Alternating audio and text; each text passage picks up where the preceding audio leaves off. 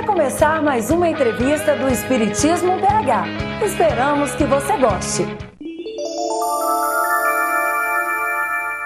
De passagem por Belo Horizonte, Renato Prieto compareceu aqui aos estúdios do Espiritismo BH, ele que vai trazer para nós a peça A Morte é uma Piada.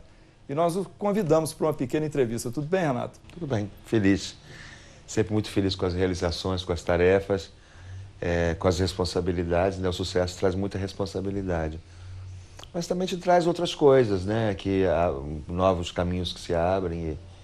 E eu sempre sou muito feliz com as minhas escolhas, né? Eu raramente faço o que eu não gosto de fazer, então eu estou sempre muito em paz comigo mesmo.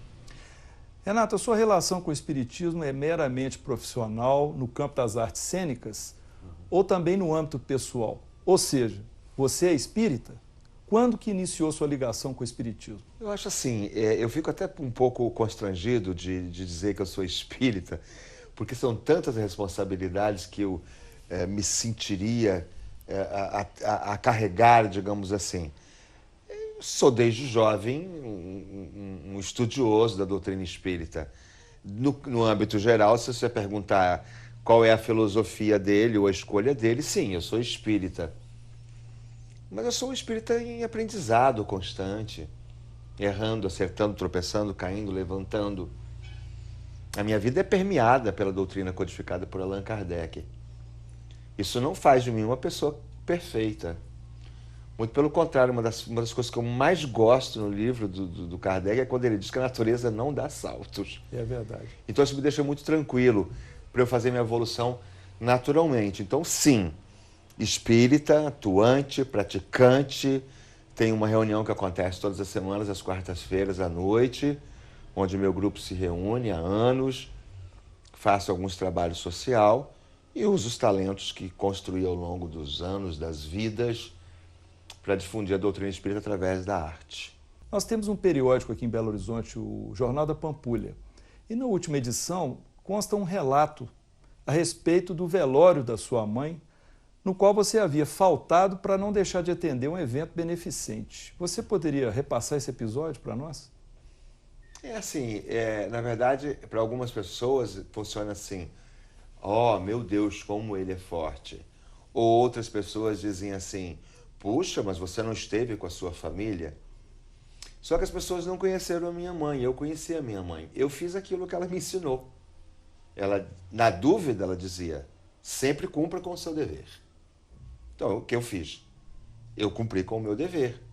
Eu sabia que ela não estava mais ali, não é? Ali estava o corpo dela, que ela tinha feito a caminhada dela. Era uma mulher muito bem encaminhada na vida. Você estava em outra cidade? Eu estava. Ela desencarnou em Vitória, do Espírito Santo, eu estava no Rio de Janeiro. Eu estava no Rio de Janeiro. Então foi uma escolha, mas eu fui educado, eu consultei os meus irmãos.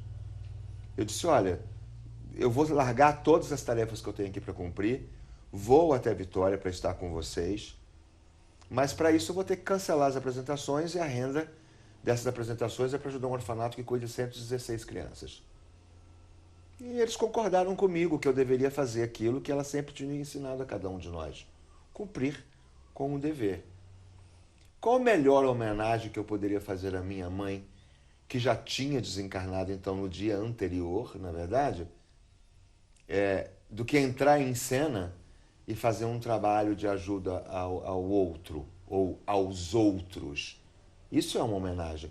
Ficar parado dentro de um velório, chorando horas ou ouvindo o choro das pessoas ou as reclamações ou elogios, não iria acrescentar nada para mim.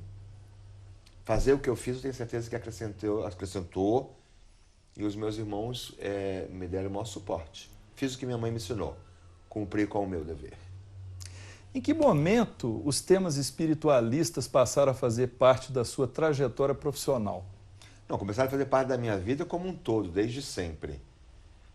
Desde garoto, menino, esse assunto é um assunto que me cerca. Vendo espíritos, acordando fora da minha casa com a casa trancada, com efeitos, com fenômenos, com situações, com causas, com histórias. Na minha casa, quando alguém me via, por exemplo, sentado, batendo um papo leve e feliz, mamãe passava e perguntava: como é que vai a história aí você com seus amigos? já nem era, digamos, pouco natural ou, digamos, num tom de assombro e dizer, com quem ele está conversando aí? Que conversa é essa aí? Não existia isso lá em casa. A mamãe já passava e dizia assim, tá tudo bem? Como é que vai você e os seus amigos aí? Entendeu? Eu dizia, tá ótimo. E eu respondia com a mesma naturalidade com que ela me perguntava, porque ela me perguntava de forma natural. Só que, claro, depois com 8, com 9, com 10, com 11, eu fui me tomando de curiosidades para saber um pouco melhor o que era aquilo, porque não era normal, não acontecia isso com as outras pessoas nas escolas, nas ruas. Não era cotidiano, né? Quer dizer, não era um assunto que eu falasse com as pessoas, porque as pessoas achariam aquilo um pouco estranho. Como é que pode isso, né? O caminho seguinte seria um psiquiatra, né? Provavelmente. E ainda bem que a minha família não tomou essa posição. E aí eu comecei a ler. Mas eu sou o único espírita que eu conheço até hoje que se tornou espírita por causa da lixeira do seu prédio. Por causa da lixeira? Porque eu fui jogar o lixo fora, eu ia fazer uma viagem de trabalho, uma coisa qualquer, e lá estavam atrás da porta, tinha uma porta que protegia a entrada, né, daquelas lixeiras de prédio. Atrás tinham lá 10 ou 15 livros. Eu sempre gostei muito de ler. Curioso, levei o livro para casa. Os 2 primeiros livros da pilha era No Mundo Maior e A Vida Continua. Então aí... 2 livros do André Luiz. Exatamente. E aí eu devorei primeiro E A Vida Continua, muito garoto. Depois eu comecei a querer saber muito mais, porque alguns livros diziam, citavam Kardec, os livros, a pergunta, a resposta, a página, não é? O capítulo. Aí uma obra te remeteu a outra.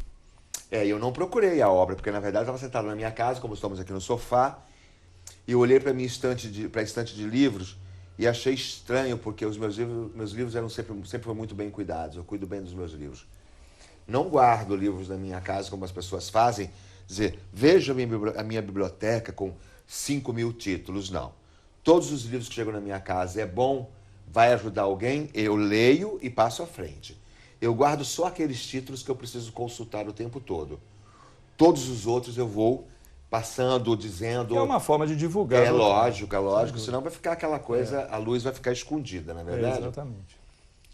Eu pedi uma pessoa que pegasse o livro, quando eu abri o livro era o Livro dos Espíritos, do Allan Kardec. Posteriormente, uma pessoa teria ido na minha casa para um lanche com alguém, esqueceu o livro e alguém foi lá e colocou o livro ali. Só que lendo o livro eu tinha respostas a todas as questões que eu tinha lido nos romances. Tudo sozinho. Sozinho encarnado, quero dizer, né? Não frequentava nenhum grupo. Os livros foram chegando a mim. Quando eu acabei de ler o livro do Allan Kardec, eu já me sentia assim, o próprio. Entendeu?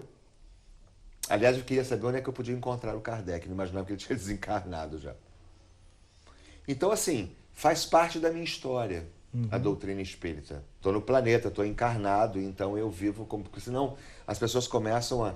Né, ou começam a colocar você num patamar porque você é espírita, e às vezes o próprio espírita comete esse erro de se comportar com aquele espírito silencioso, né, lento, espiritual, e aí as pessoas já começam a tratar o cara como um deus, né? Veja quem está chegando, né? Todo mundo baixo. Então, eu acho que, às vezes, o próprio espírita comete esse erro de deixar o outro pensar que ele é aquilo que ele não é. E outra coisa que eu acho é dar às pessoas a oportunidade de compreender que o fato de eu ser espírita não faz de mim melhor que ninguém. Nem especial, nem diferenciado. Agora, como ator, de que tipo de trabalho com temas espiritualistas ou espíritas você já participou? Eu já tinha uma carreira sólida, porque eu nunca quis fazer outra coisa que não seja aquilo que eu faço. Sempre quis representar, eu sempre quis atuar, dirigir, escrever. Sempre quis fazer o que eu faço. A sua carreira tem quantos anos? Desculpa perguntar. Já se passou de 20 pancadas. Depois de 25 a gente não conta mais, né? Fica sempre o cara em casa diz assim, acompanho você desde menino, eles dizem. Eu digo, claro, me lembro muito bem de você. Você tinha 12, eu tinha 7, não é verdade? Então, assim, juntar as duas coisas é uma outra história, que a gente pode contar num outro capítulo, que envolve Chico Xavier, Divaldo, Augusto César Vanucci, Felipe Caroni, um monte de gente. Mas eu já era um profissional respeitado, premiado, enfim, um jovem ator considerado de muito talento e muito requisitado pela crítica. A junção das ideias, ela vem posterior a essa sua pergunta, entendeu? Então eu estou a serviço de uma profissão, que eu não chamo de profissão, eu chamo de devoção, que eu amo e nunca quis fazer outra coisa na minha vida. Essa é a minha forma de expressão no planeta e é assim que eu vou me expressar até o final dessa encarnação. Outras eu vou abrindo novos espaços. Mas houve um momento em que, na sua carreira profissional, artística, entrou uma proposta para uma peça espírita? Eu já vinha muito, né, assim, como eu te falei, de uma carreira, tinha feito novelas, tinha feito televisão, tinha feito um monte de coisa. Tinha nome, eu já tinha um nome pronto no meio artístico. Aí eu era amigo do Felipe Carone, era o meu amigo da mulher do Lúcio Mauro pai, Lúcio Mauro filho agora é meu vizinho, inclusive, no Leme. Mulher deles, né, mãe deles, muito minha amiga. E aí Augusto César Vanucci. Fui gravar uns programas com Augusto César Vanucci na TV Globo, Vai Lá Lá Lá, Cometa Halley, aqueles musicais que ele fazia para criança, né? E aí alguém falou, olha, o Renato Prieto também é espírita, eu ainda muito jovem. E aí ele meio que me convidou para entrar naquela turma que, a pedido do Chico Xavier, tinha sido, digamos assim, imbuída da responsabilidade de utilizar suas ferramentas para difundir a doutrina espírita fora do meio espírita. Eu me juntei a essa turma, no meio do caminho desencarnou primeiro Augusto César Vanucci, posteriormente desencarnou o Felipe Carone, eu continuava sendo mais jovem, e se eu parasse o projeto não teria chegado onde chegou. Exatamente. Não é verdade? É verdade. Eu tinha a escolha de continuar ou de parar. Então eu não parei, dei seguimento. Esse segmento hoje somam-se 12 espetáculos diferentes. Esses 12, claro que o primeiro que eu quis fazer foi A Vida Continua, né? Pelo esse afeto todo que eu tinha. 12 espetáculos diferentes, assistidos por quase 6 milhões de pessoas. E com a bilheteria dessas apresentações, mais de 1.800 instituições não fecharam as suas portas ou abriram as suas portas com essas bilheterias. Não adianta procurar que você não vai achar uma foto minha numa instituição dessa, muito menos entregando cheque ou recebendo benesses ou carta de agradecimento. Não faz parte do meu projeto essa parte. Mas é um testemunho seu que você eu vivenciou. estou falando que é o que acontece, não é? Então, assim, agora observando, voltando um pouco atrás ainda, uns 8 anos, se você ir para lá e voltar novamente aqui para 2010, depois desse sucesso todo que estamos fazendo com o filme Nosso Lar, que estamos fazendo comigo representando o personagem principal do filme, que é o André Luiz, se eu tivesse parado, o projeto não teria chegado onde chegou. Eu continuei. Foi ótimo ter continuado. Aí tá aí agora, tem as peças, agora tem Nosso Lar, o filme. Daqui a pouco teremos novos filmes, a continuação do Nosso Lar 2, enfim, Os Mensageiros, Nosso Lar 2. Então existem esses projetos? Sim, eles vão fazer. As pessoas pensam que eu tenho envolvimento com a produção, não tem nenhum envolvimento com a produção do filme. A produção é Cinética Filmes, Midigal Filmes, IAFA Brits, o diretor do filme, o Wagner de Assis, 20th Century Fox, o Globo Filmes, Elizabeth Marinho, Luiz Augusto de Queiroz. Eles são... Eu sou uma pessoa que faz parte disso aí, da história, né, de fazer, mas eu não tenho nada a ver com a produção. Federação Espírita Brasileira sempre, na pessoa, no momento, o Sr. Nestor Mazotti e toda a sua equipe. E eu fui o ator que eles escolheram para testar e fazer o André Luiz. Então foi ótimo. Veja só, não foi ótimo ter desistido. Parece que eu teria desistido. Ontem mesmo, numa carta que eu escrevi para o Nestor Mazotti, eu escrevi no final da carta: prometo continuar não desistindo nunca. Eu não desistiria nunca. Eu tenho foco. Tá certo. Eu sigo muito o que a espiritualidade me conduz. E fora dos palcos, você tem trabalhos realizados ou obras publicadas com temas espíritas? Tem um livro, que está chama-se Como Me Tornei Espírita, ou Por que Me Tornei Espírita, que está o Felipe Carone, eu, Dudu do Corinthians, Paulo Goulart, Célia Helena, Diniz Azevedo, cada um deu seu depoimento. Tem um segundo livro que eu conto todos os bastidores e como foi fazer o primeiro grande espetáculo brasileiro com temática espírita, que foi o Além da Vida. Tinha eu lá, Lúcio Mauro, Carone, essa turma toda que eu falei. Eu tenho vontade na verdade, de fazer agora um livro, já existe essa proposta, inclusive, de uma grande editora. Eu queria contar essa trajetória toda, não numa biografia, porque biografia parece que você encerra um ciclo. Eu acho que eu tenho que começar a contar essas histórias todas, porque, na verdade, o que eu fiz essa encarnação toda foi garimpar para que tudo chegasse ao que chegou e que ainda vai chegar, dando a minha colaboração, como muitos outros, claro, no Brasil inteiro. Mas quem vai usufruir disso mesmo vai ser a próxima geração. Para eles saberem como é que foi que esse ator que poderia estar ganhando dinheiro fazendo só trabalho comercial, preferiu arriscar-se no sentido de fazer um trabalho que tem um tema, que tem uma ideia, que tem uma ajuda. Agora, é preciso lembrar, eu não agradei a todos o tempo todo, não é? Nem tenho essa pretensão, nem quero isso. Na dúvida, eu sempre ouço ao que dizem para mim os espíritos. É importante isso para você. Entendeu? E como meus amigos espirituais, óbvio, eu estou falando meus amigos espirituais ou os amigos espirituais, jamais me indicariam alguma coisa que não fosse o melhor para mim. E esse trabalho não que tenho você, dúvida. desculpa, esse trabalho que você mencionou, desse relato, essa história, essa biografia, ela serviria para os jovens que, por exemplo, têm interesse em seguir a carreira na arte espírita. Eu acho que porque até agora ela não se profissionalizou, né? Sim. E ainda é um pouco assustador para o meio espírita, ainda é um pouco. Eu ainda encontro algumas pessoas um tanto assustadas com isso, porque a arte espírita, ela veio se profissionalizando à medida em que eu fui caminhando nesses últimos 25 anos, explicando para um, contando para o outro, indicando estúdios. Não dá mais para fazer a coisa no fundo do quintal, não é? Depois do nosso lar, então, com toda aquela qualificação, efeitos, não dá para você fazer uma coisa no fundo de quintal.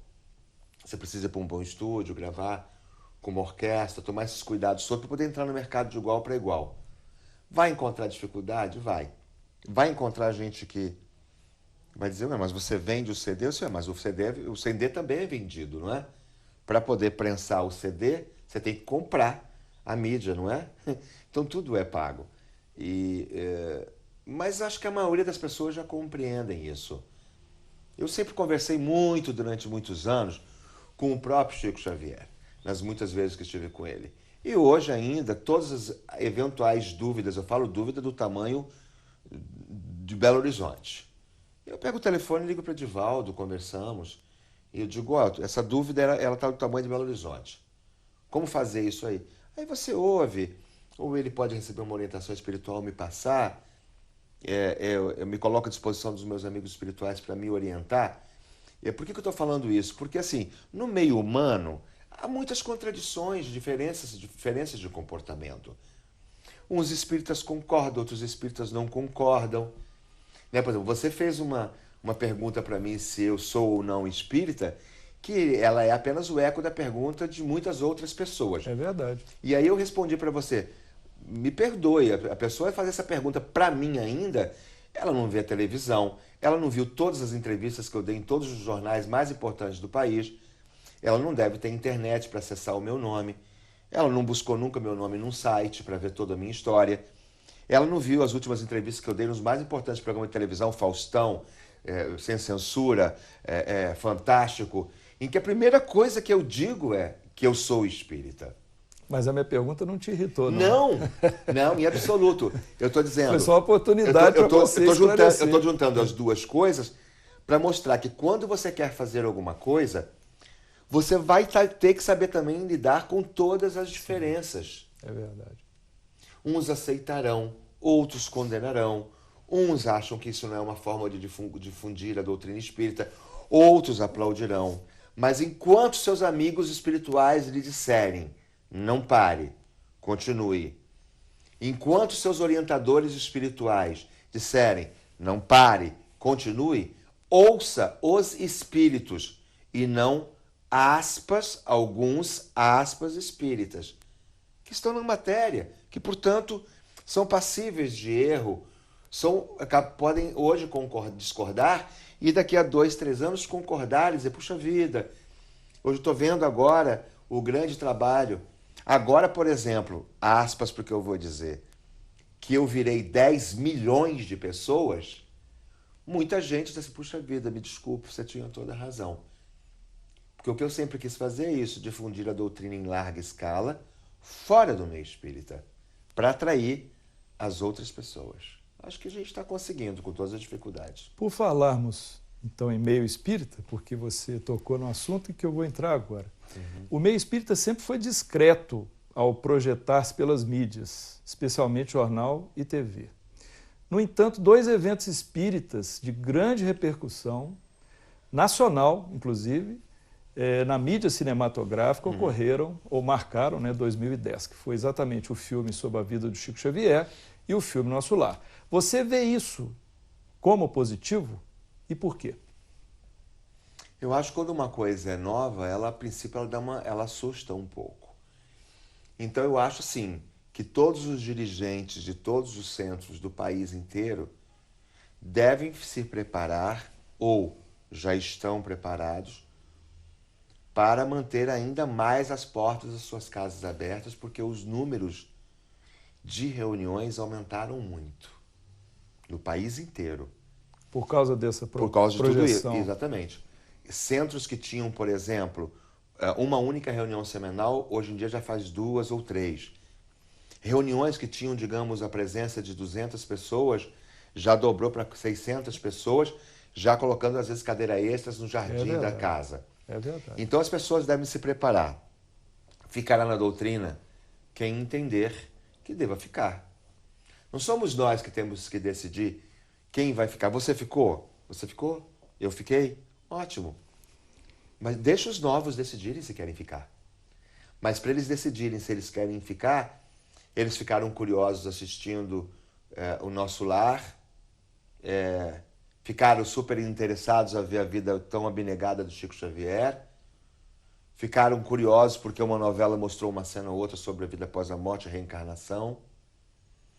Eles lembraram que perto da casa deles tem um grupo, uma reunião, tem uma amiga que mora no prédio que disse que frequenta um grupo, ele resolveu ir. Gostou do palestrante, ficou curioso, fez uma pergunta ao palestrante. O palestrante já estava com um livro na mão, viu aí na livraria, já pegou, indicou, entregou na mão dele. Ele devorou o livro e decidiu que quer apenas ser uma pessoa que participa eventualmente. Que vai ali, que visita, que recebe os benefícios do passe, leva uma água fluidificada para casa, assiste uma boa palestra, mas ele não faz parte daquela roda. Deixa ele decidir. Não cabe a nós decidir. Então, eu não tenho a menor dúvida que depois disso tudo haverá uma grande peneirada, mas que o número de interessados e que se declaram simpatizantes, ele triplicou depois disso tudo. Não tenho a dúvida. Basta você olhar um livro, por exemplo, não vou citar nenhum título, mas vou fazer uma conta assim, por alto. Um grande título, um livro muito conhecido, que vendia, digamos, 5 livros, pulou para 300 livros.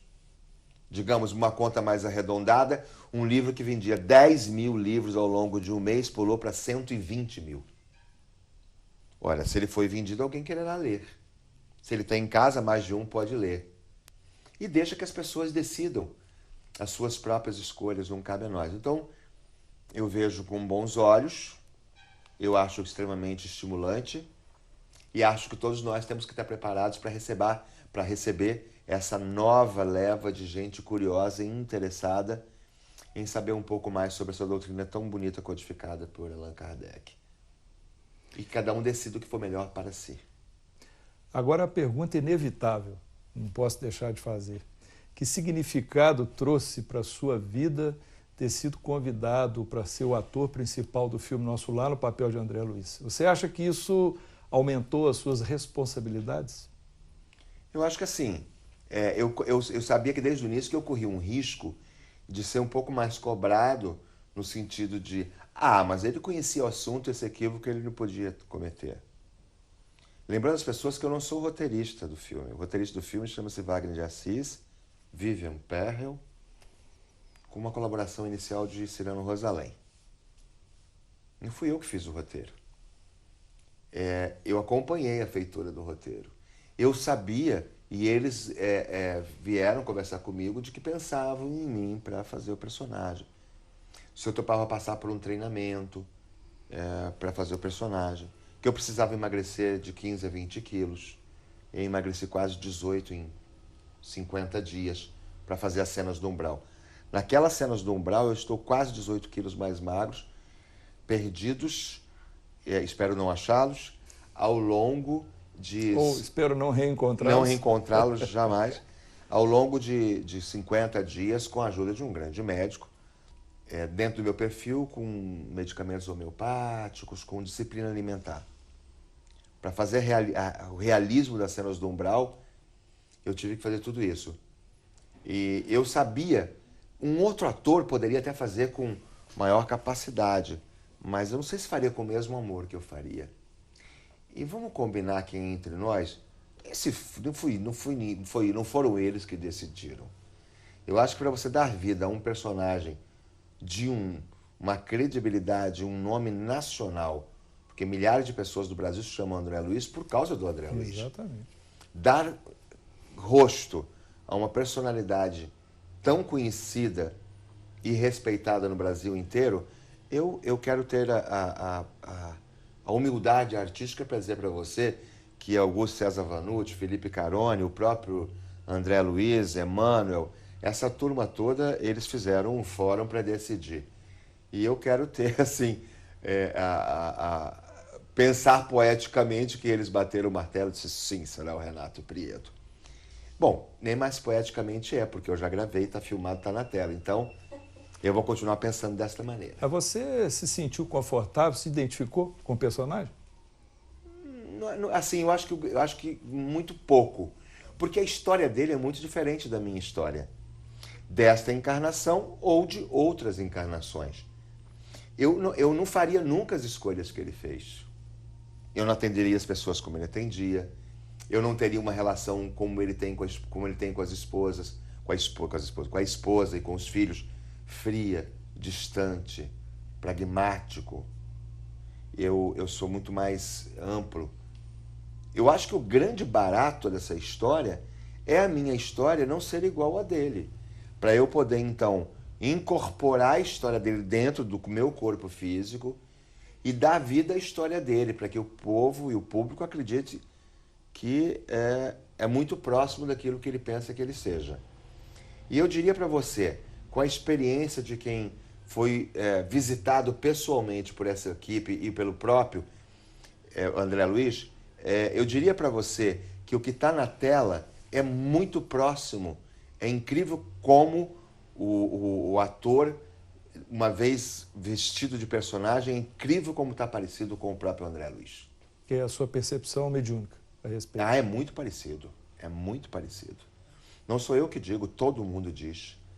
Todos os médiuns paranormais, presidentes de federações, enfim, todas as pessoas credibilizadas do país, quando veem um filme, elas não conseguem me encontrar num filme, elas só conseguem ver o próprio André Luiz.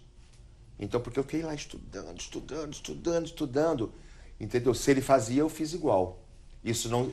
Se ele fazia, ou se ele fez aquilo que ele contou, eu fiz igual, para poder mostrar na tela.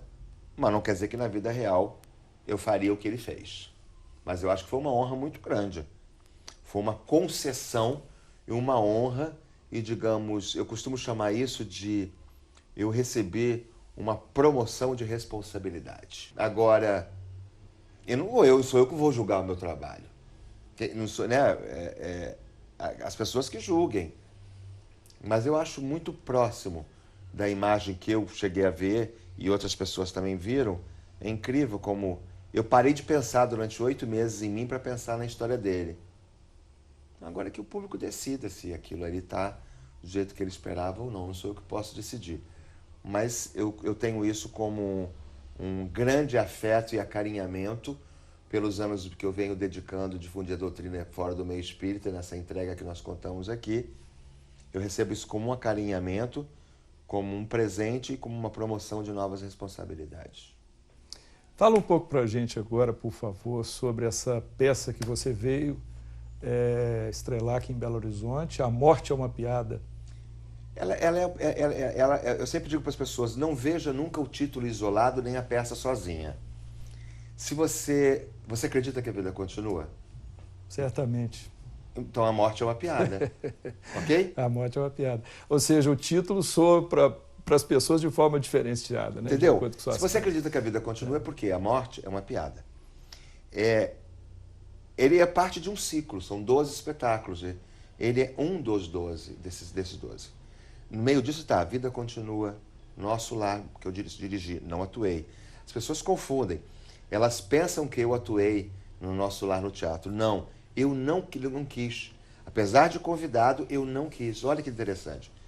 Eu preferi que um outro ator representasse o personagem, eu só dirigi. Foi bom porque eu não formatei na minha cabeça os anos depois que eu tinha que fazê-lo no cinema. Divaldo Simplesmente Franco, Semeador de Estrelas, Vidas Passadas, Mistério de Sobrado, Almas Antigas, Quem é Morto Sempre Aparece, Allan Kardec, Um Olhar para a Eternidade, Paulo e Estevão. São alguns dos espetáculos. Deve estar faltando alguém no meio, mas você vai olhar no meu site que está tudo lá. www.renatoprieto.com.br. E eu comecei a notar que os espetáculos que tinham uma boa pitada de humor, as pessoas diziam assim, coisas do tipo: estou tentando convencer a minha esposa e minha sogra há 10 anos a me acompanhar na minha reunião, ou a entender ou ler um pouco sobre o assunto.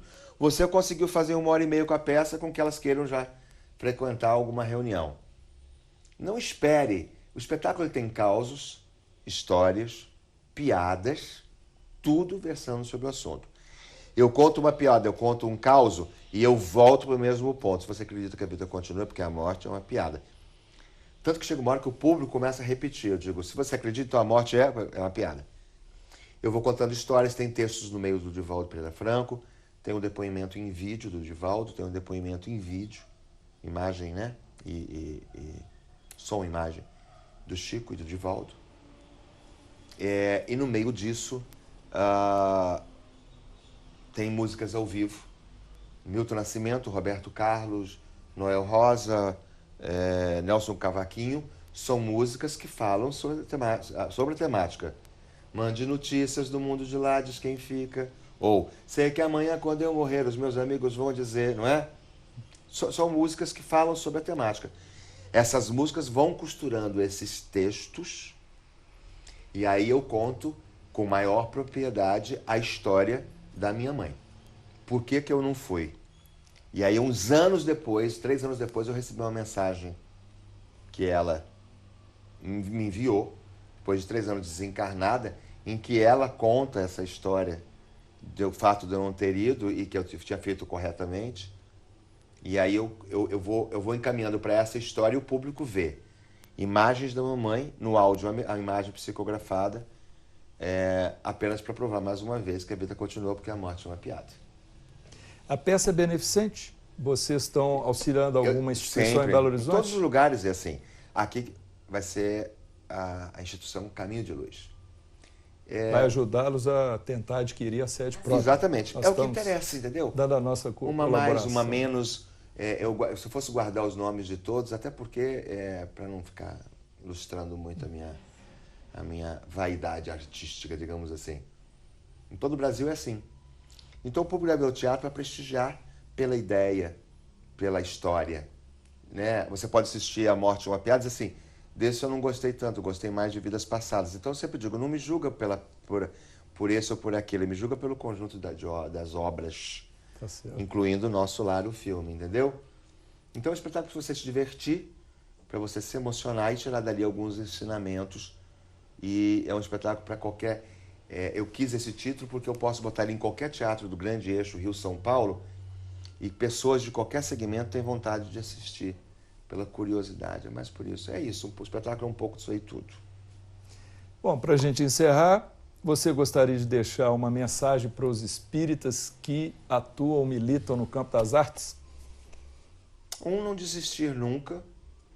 2, manter o foco nas suas escolhas, que o grande problema das pessoas é que elas querem cumprir com 8, 10 tarefas ao mesmo tempo. Isso não funciona na prática, né? Não se serve a 2 senhores ao mesmo tempo. Decida o que você quer fazer na vida, mantenha o foco e esqueça. Você vai ser julgado, criticado, vilipendiado, torturado, apontado, execrado, elogiado, aplaudido, mas a decisão sempre de continuar com a escolha é sua. Então, acho que o primeiro passo é esse. Escolher. 2, não ter pressa, porque à medida que você vai adquirindo conhecimento, as pessoas começam a ficar com pressa demais. E uma encarnação é um tempo muito curto para você corrigir tantos problemas ou débitos adquiridos ou coisas que estejam arraigadas na nossa alma. Calma, nós nos conscientizamos agora. Você tem eternidade para corrigir, para melhorar, para evoluir, para, não é? Tirar esses problemas, essas máscaras que nós carregamos de muitas encarnações, ou essas rusgas, ou essas manchas. Mas não tenha pressa. Deixa que o tempo tudo vai se resolvendo. Não julga. Não julgar. Não julgue em nenhuma circunstância. Se você não tem o que dizer, faça silêncio. Porque quando você julga, você lança uma energia no ar, uma onda de eletricidade, principalmente contra você mesmo. Não julgar. Se você não pode ajudar, não deixe de incentivar. Veja o que o outro tem para fazer. Observe primeiro, né? Não crie expectativas. Abra espaço. Um pouco disso tudo. Continuar lendo muito, estudando muito, se espiritualizando muito, lendo muito, doando muitos livros e principalmente vestindo a camisa da doutrina espírita, levantando o dedo dizendo: eu sou espírita e você, eu leio Kardec, você leia mais Kardec, vestindo a camisa da doutrina espírita. Mas uma das coisas que eu mais tenho sentido falta em alguns lugares, que se abram as portas para os jovens. Abram as portas para os jovens. Dê-lhe a chance da palavra. Se ele errar numa primeira vez, não o corrija. Chama em particular e dá um jeitinho, você vai chuleando o que você vai conseguir fazer com que ele volte uma segunda vez e faça melhor. Mas se na primeira vez você já desestimular, ele vai estar com medo de voltar. Essa porta deveria ser aberta dentro da casa espírita? Claro, dentro da mocidade espírita. Dentro da casa espírita. A mocidade espírita... Abrir as portas. Tem que colocar o jovem no pódio. Não, e tem que colocar ele no pódio para fazer palestras, inclusive. Dar a ele a oportunidade do estudo e que o mais experiente, que nem sempre é o mais idoso, que tenha mais experiência, maior bagagem espiritual, possa ser o seu orientador, sabendo dizer a palavra certa na hora certa, sempre estimulando ele a não parar. A arte tem que estar presente em tudo. Sou eu quem digo, Emmanuel, Joana de Ângeles, os espíritos dizem isso largamente em toda a literatura, que a evolução dos espíritos no terceiro milênio se fará através das artes, não sou eu quem diz. É a espiritualidade que diz isso em toda a literatura espírita, que ao sair de planeta de provas e expiações para a regeneração e para esse caminho de evolução que vamos fazer, que essa evolução se fará pelo caminho das artes. Não fui eu quem disse. Então abram as portas para as artes. Deixa os jovens cantarem, deixa os jovens fazerem, errarem. Deixa o jovem, se ele quer fazer um rap sobre espiritismo, ouça primeiro. E outra coisa, só dá um passo adiante quem transgride. Transgrida com responsabilidade. Ninguém nunca colocou um jovem cantando um rap falando sobre Kardec. Seja o primeiro. Transgrida. Porque se você orientar e eles fizerem isso bonito e a plateia começar a entrar no jogo do dedo e brincar e cantar e falar, não é como fazem os repentistas, de repente vai virar moda, todo mundo vai querer frequentar a sua casa. Eu acho que só dá esse grande passo quem com responsabilidade transgride normas estabelecidas. Quem disse que as normas estabelecidas são as certas? Você me lembrou uma frase do Emmanuel, quando você disse isso, porque é de autoria dele o seguinte: quem tropeça está a caminho. Então eu vou acrescentar com uma que eu digo sempre e autografo os meus CDs. Quem não tropeça nem cai, certamente não saiu do lugar. Então é preciso lembrar que tropeçando e caindo e levantando, você já andou. Porque você tropeçou 1, 2, 3, cada vez que você tropeça, você não é para frente? Vai. Então você tropeça, você não tropeça para trás. Você, como chama, trupica, né? Trupica. Você trupica numa pedra, você foi quantos metros para frente você foi? 2, 3. Mete a cara no chão, na poeira, sim, mas já andou 3 metros. Aí alguém diz, mas ele tropeça o tempo todo, meu filho, mas ao tropeçar e caiu, ele já andou 20 metros, você continua parado só julgando. Um pouco disso, abrir essas portas, ouvir o outro, não julgar, abraçar as ideias e aplaudir aqueles que fazem. Se você não tem capacidade para fazer, não tem tempo, não pode, não é a sua tarefa, porque nem é todo mundo que sabe representar. Né? Eu estudo o tempo todo a arte de viver a história dos outros, não a minha história. Para isso eu me cuido, para isso eu me cuido espiritualmente, para isso eu faço terapia. Claro que eu tenho o que fazer. Eu tenho ajuda espiritual, as reuniões que eu frequento, mas para viver tantas personalidades, que não seja a minha, Carlos, Renato, Prieto, Vettorazzi, eu preciso ter a ajuda de um grande profissional. E tenho, para poder separar tudo isso e viver essas personalidades. Você não sabe fazer isso, não tem problema, mas você sabe fazer coisa que eu também não sei. Então eu impulsiono você a fazer as suas. E você me impulsiona a eu realizar as minhas. Juntos, nós vamos continuar levando isso aí. Então, abre a porta para o outro e deixa o outro fazer a sua parte. Muito bem. Espiritismo BH agradece de coração, com muita alegria, essa entrevista que foi um pouco diferente, porque nós saímos do nosso estúdio, mas gostamos muito, viu, Renato, de conhecê-lo e você conte com o nosso apoio aí nessa sua trajetória, né, como ator, como espírita e como apoiador das questões aí beneficentes, né, como você está fazendo. Eu acho que muitas outras coisas novas virão. Eu fico muito feliz de fazer parte disso tudo, porque eu não gostaria de passar nenhuma encarnação minha, nenhuma, não sei quais, as próximas ou as que já foram, mas eu acho que passar no planeta achando que isso aqui é fazer turismo, não é fazer turismo. Eu escolhi não fazer turismo no corpo. Eu resolvi deixar uma marca registrada, um carimbo. Eu resolvi fazer a diferença. Eu quero fazer diferença. Eu quero fazer diferente. Não quero ser aplaudido, não quero ser lembrado, mas as circunstâncias profissionais já me colocaram na história. As imagens gravadas, os filmes que fiz e farei, as novelas que fiz e farei, já marcaram, né, a história para sempre. Está lá. Mas isso não me faz melhor que o outro que não teve a sua história cunhada na imagem.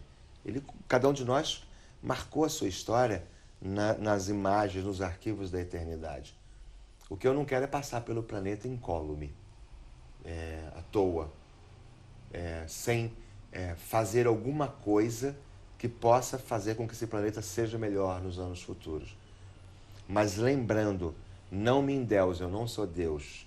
Não pense que eu sou anjo. As pessoas não beijem minha mão achando que está beijando a mão do santo. Eu não sou santo. Eu estou aqui como todas as pessoas, lutando por aquilo que eu acredito, errando, acertando, tropeçando, mas saindo do lugar sempre.